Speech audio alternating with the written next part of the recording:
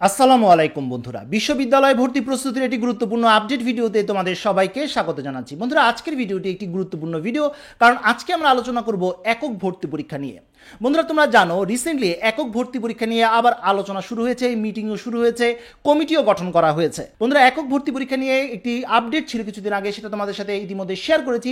আজকে বেশ কিছু আপডেট এসেছে। বন্ধুরা, একক ভর্তি পরীক্ষা নিয়ে দুটি কমিটি গঠন করা হয়েছে। একটি হচ্ছে মেইন কমিটি অর্থাৎ মূল কমিটি, আরেকটি হচ্ছে সাব কমিটি। এই সাব কমিটির মধ্যে ঢাকা বিশ্ববিদ্যালয় এবং রাজশাহী বিশ্ববিদ্যালয়ের প্রতিনিধিকে যুক্ত করা হয়েছে এবং এটা খুবই গুরুত্বপূর্ণ, কারণ গত শিক্ষাবর্ষে কিন্তু ঢাকা বিশ্ববিদ্যালয়, রাজশাহী বা বড় বড় বিশ্ববিদ্যালয়গুলো কিন্তু একক ভর্তি পরীক্ষায় তারা কিন্তু অংশগ্রহণ করতে চায়নি এবং নানা ধরনের সমস্যা তারা দেখিয়েছিল।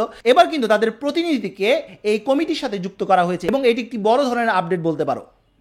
ঢাকা বিশ্ববিদ্যালয় থেকে 2 জন এবং রাজশাহী বিশ্ববিদ্যালয় থেকে 1 জন এই সাব কমিটিতে যুক্ত করা হয়েছে। ঢাকা বিশ্ববিদ্যালয়ে যে 2 জন প্রতিনিধিকে যুক্ত করা হচ্ছে, একজন হচ্ছে আইবিএর থেকে নেওয়া হয়েছে, আরেকজনকে আইইআর থেকে নেওয়া হয়েছে, অন্য আরেকজনকে রাজশাহী বিশ্ববিদ্যালয়ের প্রতিনিধি হিসাবে যুক্ত করা হয়েছে এবং তিনি বর্তমানে গ্রিন ইউনিভার্সিটিতে কর্মরত রয়েছেন। এই ছিল কমিটি সংক্রান্ত আপডেট। এবার আসি পরীক্ষার মূল্যায়ন পদ্ধতি নিয়ে।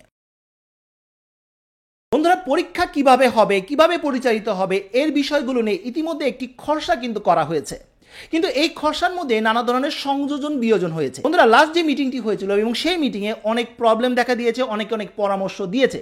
যেহেতু ঢাকা বিশ্ববিদ্যালয় এবং রাজশাহী বিশ্ববিদ্যালয়ের প্রতিনিধিকে যুক্ত করা হয়েছে, তাদের ক্ষেত্র থেকেও বিভিন্ন ধরনের পরামর্শ দেওয়া হয়েছে। সেই পরামর্শগুলোকে আমলে নিয়ে সেগুলোকে সংযোজন, যোজন, বিয়োজন করা হবে এবং নেক্সট আরও কয়েকটা মিটিংয়ের মাধ্যমে এটা হয়তো বা একটি চূড়ান্ত তারা করবে এবং সবাই মিলে একটি কাঠামো দাঁড় করার প্রচেষ্টা করছেন। বন্ধুরা, এই সংক্রান্ত যে নিউজ আপডেটটি এসেছে, চলো এক নজর দেখি, তারপর বিশ্লেষণ করি। বন্ধুরা, তোমরা দেখতে পাচ্ছ বিশ্ববিদ্যালয় মঞ্জুরি কমিশন ইউজিসি এবং সাব কমিটি সূত্রে জানা গেছে একক ভর্তি পরীক্ষা মূল্যায়ন পদ্ধতি কেমন হবে সেটি চূড়ান্ত করতে কমিটির খসড়া তৈরি করেছে। সেই খসড়া নিয়ে গতকাল রবিবার ইউজিসিতে একটি সভা অনুষ্ঠিত হয়েছে। সভায় বেশ কিছু বিষয়ে সংযোজন করার পরামর্শ দেওয়া হয়েছে। নাম প্রকাশে না রাখার শর্তে সভায় উপস্থিত এক অধ্যাপক গণমাধ্যমকে বলেন, একক ভর্তি পরীক্ষা কাঠামোর উপর অনেক কিছু নির্ভর করছে। এই জন্য ঢাকা বিশ্ববিদ্যালয়, রাজশাহী বিশ্ববিদ্যালয়ের প্রতিনিধিদেরকে যুক্ত করা হয়েছে। সবাই মিলে এমন একটি পরীক্ষা কাঠামো তৈরি করা হবে যা বর্তমানে প্রচলিত পদ্ধতির চেয়ে কিছুটা হলেও ভালো হবে।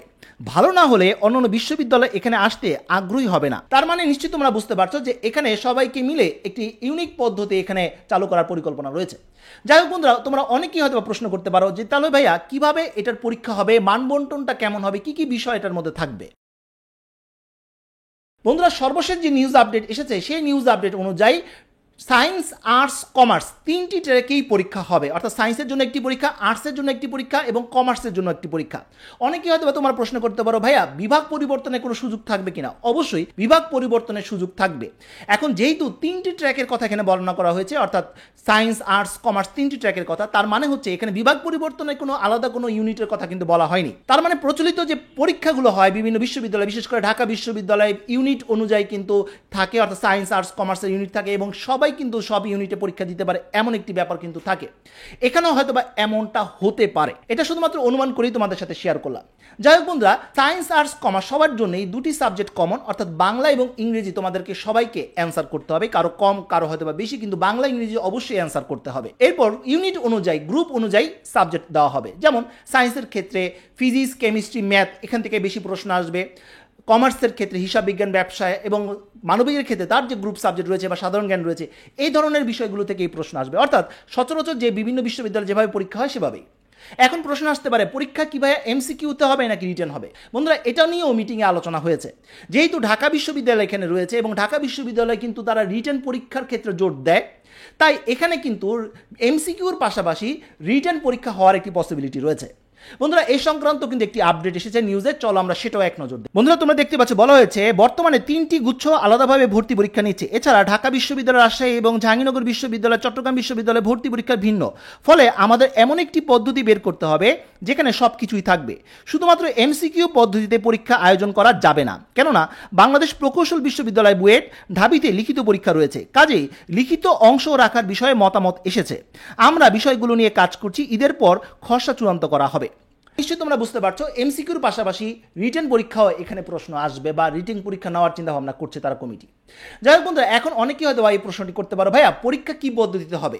কারণ কিছুদিন আগে একটি আপডেট তোমাদেরকে দিয়েছিলাম, সেখানে বলা হয়েছিল কম্পিউটার বেসড অর্থাৎ সিবিটি, পেপার বেসড কোনটা হবে। বন্ধুরা, যেহেতু এখন কম্পিউটার বেস নেওয়াটা খুবই ডিফিকাল্ট, অনেক সময়ের ব্যাপার, এই জন্য কম্পিউটার বেস পরীক্ষাটি হবে না। এই ক্ষেত্রে টিপিক্যাল অর্থাৎ যে রিটেন বেস, পেপার বেস যে পরীক্ষাটা সেটাই তোমাদেরকে নেওয়া হবে। বর্তমানে যেভাবে পদ্ধতি শিক্ষার্থীদেরকে নেওয়া হয় ভর্তি পরীক্ষা, সেভাবেই নেওয়া হবে। আশা করি পরীক্ষার পদ্ধতির ব্যাপারে তোমরা নিশ্চয়ই ক্লিয়ার হয়েছো। এখন প্রশ্ন আসতে পারে যে ভাইয়া তাহলে এই যে বিষয়গুলো অর্থাৎ খরচা বা মানবন্টন বা অন্য যে আপডেট, এই আপডেটগুলো আমরা কবে নাগাদ পেতে পারি? বন্ধুরা, এই সংক্রান্ত গুরুত্বপূর্ণ একটি আপডেট এসেছে নিউজে, চলো সেটাও এক নজর দেখি।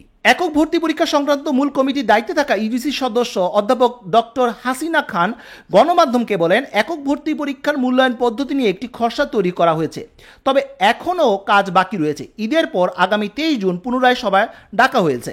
ওই সভায় মূল্যায়ন পদ্ধতি খসড়া চূড়ান্ত করা হতে পারে। তার মানে নিশ্চয়ই তোমরা বুঝতে পারছো আগামী 23 জুন একটি মিটিং রয়েছে ঈদের পরে, এবং সেই মিটিংয়ে হয়তোবা বেশ কিছু আপডেট আসবে একক ভর্তি পরীক্ষা নিয়ে।